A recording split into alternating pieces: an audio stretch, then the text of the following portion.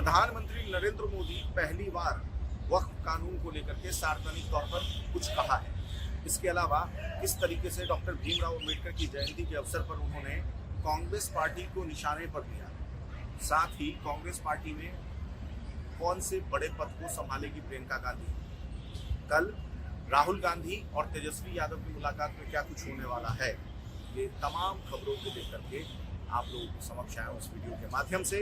मेरा नाम है आशुतोष और आप देखना शुरू कर दिए हैं वयम भारत। तो बात कर लेते हैं सबसे पहले प्रधानमंत्री नरेंद्र मोदी की। पीएम मोदी आज हरियाणा के दौरे पे थे। अपने कार्यक्रम के अंतर्गत पहले हिसार गए, उसके बाद यमुनानगर गए। दोनों जगहों पर उन्होंने जनसभा को संबोधित किया, साथ ही कई प्रोजेक्ट का शिलान्यास एवं लोकार्पण किया।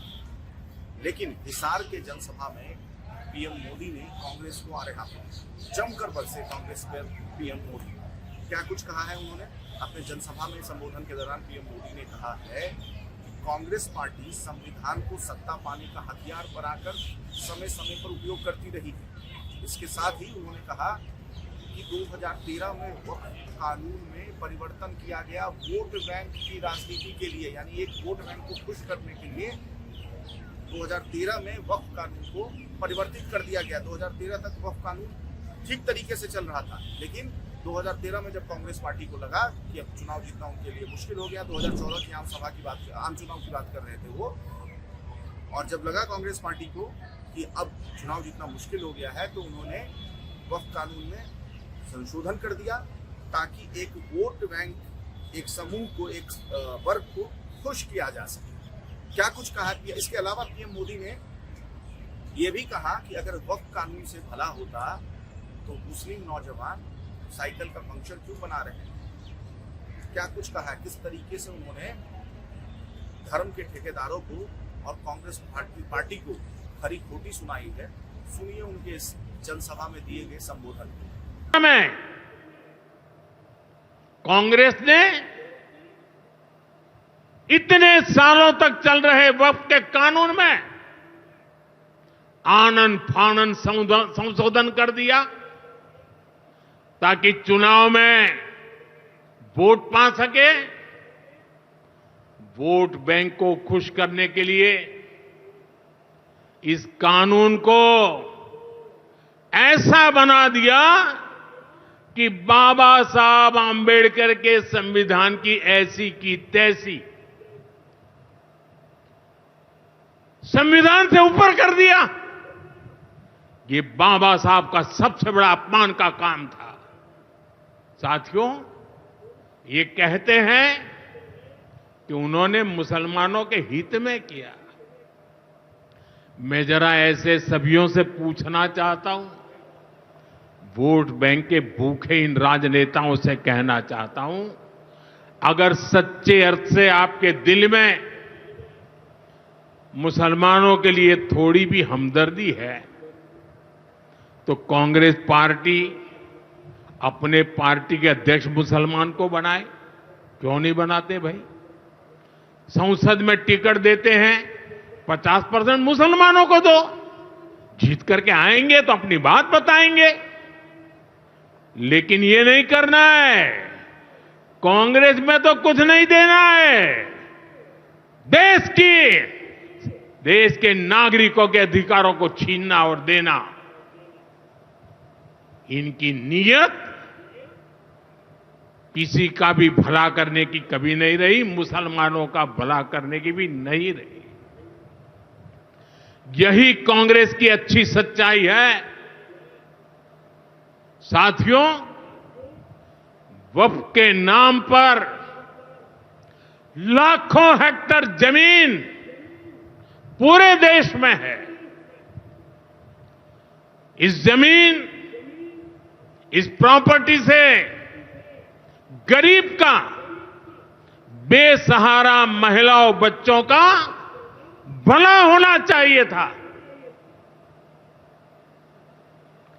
और आज ईमानदारी से उसका उपयोग हुआ होता तो मेरे मुसलमान नौजवानों को साइकिल के पंक्चर बना करके जिंदगी नहीं गुजारनी पड़ती। लेकिन इससे मुट्ठी भर भू माफिया का कोई भला हुआ। पसमानदा मुस्लिम इस समाज को कोई फायदा नहीं हुआ। और ये तो सुना आपने किस अंदाज में प्रधानमंत्री नरेंद्र मोदी ने कांग्रेस को आड़े हाथों लिया। इसके साथ साथ उन्होंने वक्फ कानून को लेकर भी क्या कुछ कहा।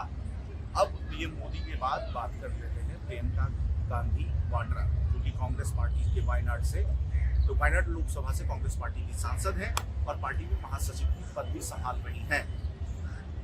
प्रियंका गांधी को कांग्रेस पार्टी में बड़ी जिम्मेदारी मिल सकती है। अब बड़ी जिम्मेदारी क्या हो सकती है उनके लिए, क्या अध्यक्ष पद है, ऐसा अनुमान लगाया जा रहा है। मैं कोई औपचारिक बात आपसे नहीं कह रहा हूँ, क्योंकि महासचिव वो ऑलरेडी हैं।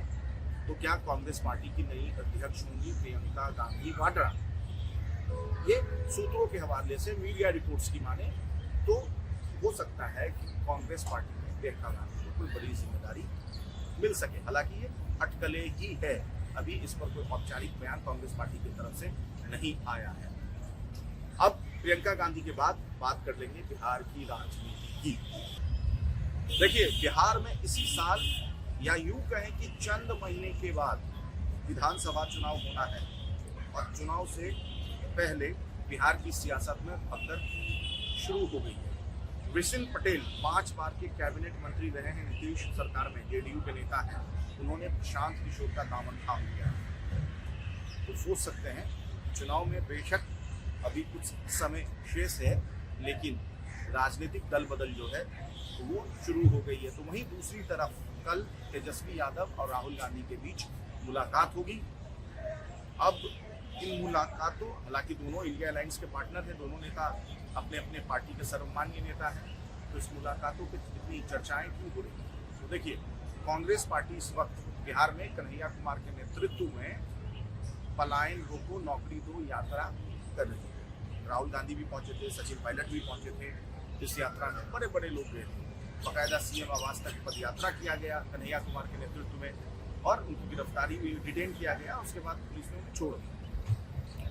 लेकिन कांग्रेस पार्टी ने के तमाम नेता अपने प्रेस कॉन्फ्रेंस के दौरान पटना में उन्होंने बयान दिया था। पटना से लेकर दिल्ली तक की बात करते हैं, तो उन्होंने कहा था कि मुख्यमंत्री का फैसला चुनाव के बाद होगा, यानी बिहार विधानसभा चुनाव के बाद मुख्यमंत्री का फैसला होगा। तो वहीं आरजेडी शुरू से ये कहते आ रही है, और पिछले विधानसभा चुनाव में भी तेजस्वी यादव को सीएम चेहरा प्रोजेक्ट करके ही आरजेडी चुनाव लड़ी थी, और इस बार भी आरजेडी बाकायदा घोषित कर चुकी है कि तेजस्वी यादव ही मुख्यमंत्री पद के उम्मीदवार होंगे राष्ट्रीय जनता दल की तरफ से।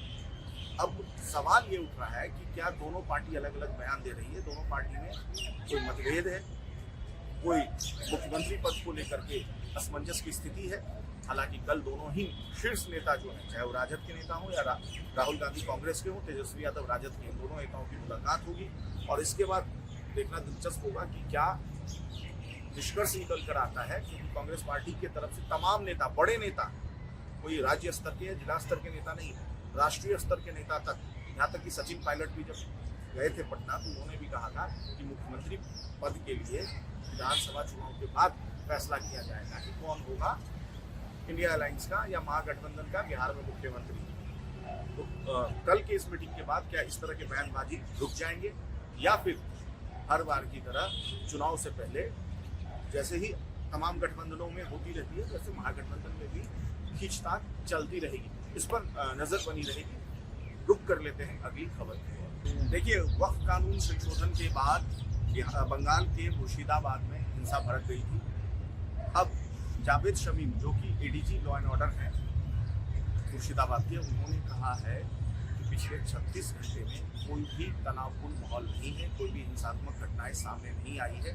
वहीं बीएसएफ के एडीजी रवि गांधी ने कहा है कि सीमावर्ती क्षेत्रों में बीएसएफ विशेष सावधानी बरत रही है ताकि कोई घुसपैठ ना हो सके। आपको पता होगा कि मुर्शिदाबाद में पिछले दिनों किस तरीके से तनावपूर्ण माहौल बन गया था, और दोनों तरफ से दो समूहों में हिंसक झड़प हुई थी। कई खबरें आपने मीडिया के माध्यम से देखा होगा। तो फिलहाल बीएसएफ के एडीजी और ADG law and order Bengal police, जिनके क्षेत्र में मुर्शिदाबाद आता है, उन्होंने भी कहा है कि पिछले 36 घंटों से शांति का माहौल है, 200 से ज़्यादा गिरफ्तारियां हुई है, और फिलहाल स्थिति जो है वो नियंत्रण में है।